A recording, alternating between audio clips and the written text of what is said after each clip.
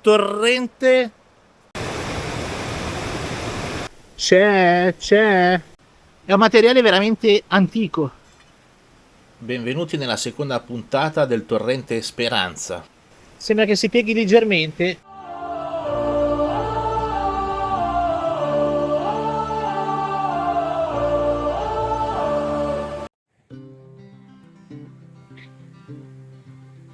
Questo è il concentrato della crepa. Come vedete è molto tutto sul rossiccio arancione, quindi vuol dire che c'è molta ossidazione.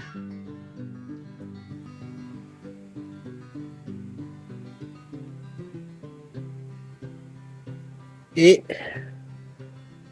vedete là quel puntino? Un puntino d'oro c'è. Mentre questo qua è il concentrato di dove stanno scavando Roberto e Umberto. Come potete vedere la differenza, c'è meno ruggine, c'è più materiale compatto, quasi argilloso. Cerchiamo di capire il torrente come ha lavorato quando si è depositato. Allora signori, mi sono spostato, voglio provare anch'io questa parete qua che mi incuriosiva. Come vedete questo qua è lo scavo che ha fatto Umberto, che è andato in profondità lì, ci sta. Questo sasso qua fatto da trappola, però mi ha detto che non ha trovato nulla. Guardando meglio il materiale che ci sono qua, noto che qua è una zona argillosa, vedete? Cioè dove c'è una compattezza di materiale. Quindi in teoria stiamo parlando di punta verticale, Poi se uno volesse capire meglio cos'è una punta verticale può vedere dei miei vecchi video che la spiego. Quindi l'oro potrebbe non essere qua ma più in alto, perché questo qua è fatto da isolante, quindi potrebbe essere, guardando bene, questa qua è sabbiolina che adesso ormai si è sbriciolata, però una volta era bella compatta. Se guardate qua cambia già il tipo di pezzatura, è già più granuloso, più grossa, però sono a questa altezza rispetto al sassone. E se notate, vicino al sassone la trappola non ha fatto in tempo a depositare questo materiale argilloso, ma c'è già materiale più granuloso, compatto. Perché? Perché ai tempi che furono, questo sasso qua veniva sorvolato dall'acqua, l'acqua girava, faceva un grosso mulinello, e quindi il pesante rimaneva e si depositava qua, il leggero invece scappava via e andava di là. Ecco perché qua c'è questo materiale sabbioso. Io adesso voglio proprio fare il cecchino, scavare ancora un po' qui e vedere se riesco a trovare qualcosa.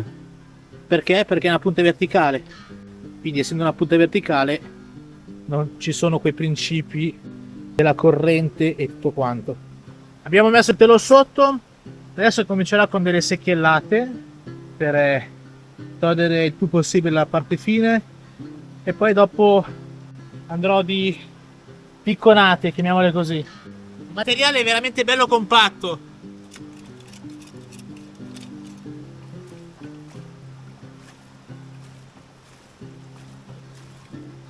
Ok, e adesso recuperiamo il telo e mettiamo tutto qua dentro. Facciamo una controllata dei minerali, dei sassi, perché qua siamo veramente molto indietro storicamente, quindi magari l'oro era ancora attaccato al quarzo. Non vedo nulla. Potrebbe esserci anche una pepita qua. Questa qua è interessante, del quarzo e una scaglietta di qualcosa. Potrebbe essere mica ossidata o qualcosa di meglio.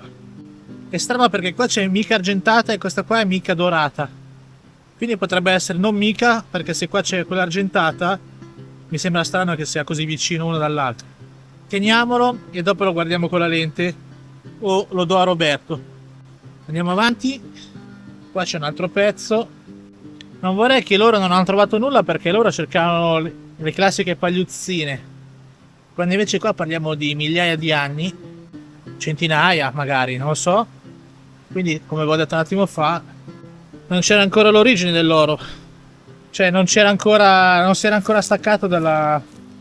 Poi finendo lì si è bloccato, quindi non c'è più stato nessun processo dell'acqua nel lavarlo e tirare fuori solo l'oro.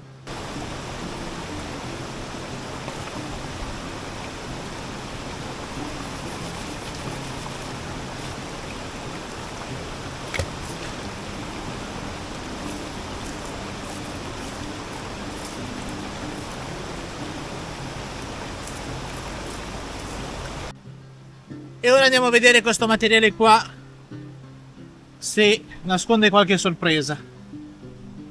Faccio una verifica veloce. Questi qua sono quei 3 sassi in cui c'è quella particolarità, che dovrebbe essere mica, anche se molto curioso che da una parte, come avevo detto, è argentata e a pochi centimetri si è ossidata diventando dorata. Adesso prenderò un sasso e lo farò il più in polvere possibile da mettere poi nella bacia e vediamo se si comporta come dell'oro.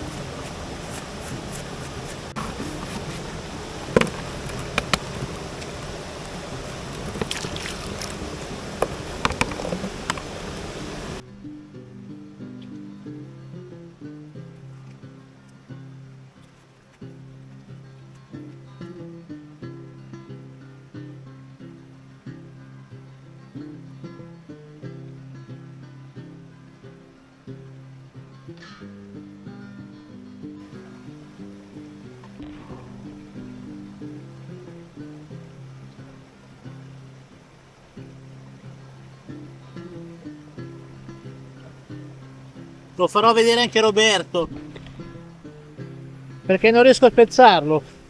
Sembra che si pieghi leggermente. La mica si spezza, l'oro si piega. Prova a vedere se si piega, perché adesso con i suoi guanti non riuscivo, però si sbriciola. Quindi è mica. Mica. Bel tarocco. Mica. Cavolo, era fatta veramente bene. Cioè, poi con i suoi guanti mi sembrava che si piegasse, invece era il guanto che si... Non la vuoi?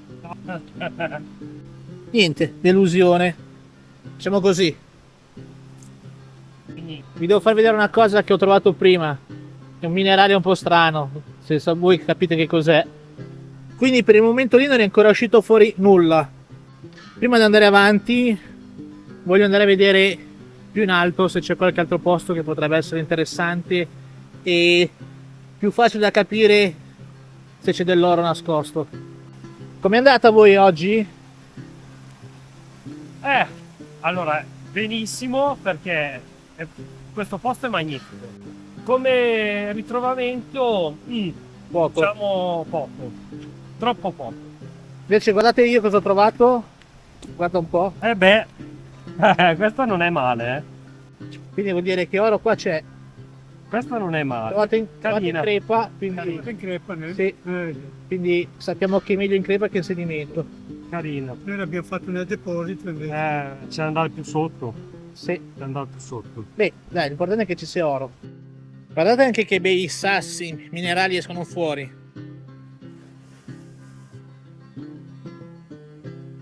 Questo qua sembra granito. Questa qua non mi sembra mica, anche se sembra mica. Però non l'ho mai vista con queste venature così profonde. Un altro sasso particolare, guardate questo qua come è stato eroso. E all'interno guardate, questo qua dovrebbe essere quarzo, guardate che roba. E se guardate bene, in mezzo a questo materiale ci sono, è un miscuglio tra quarzo e questo tipo di sasso, è un miscuglio unico, guardate che roba. È affascinante questo posto che abbiamo trovato. Oro, minerali particolari, bello, ci piace. Guardate anche questo sasso qua, quanto è ricoperto di mica.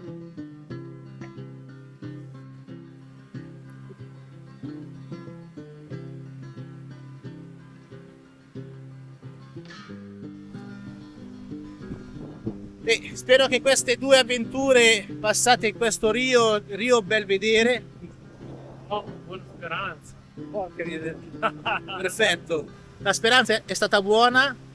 Vi ricordo di iscrivervi al canale per altre avventure come questa. Da parte mia, da parte di Roberto e da parte di Umberto, il caffettaro, mi mancava il caffè. Ci vediamo alla prossima avventura. Ciao a tutti. Ciao.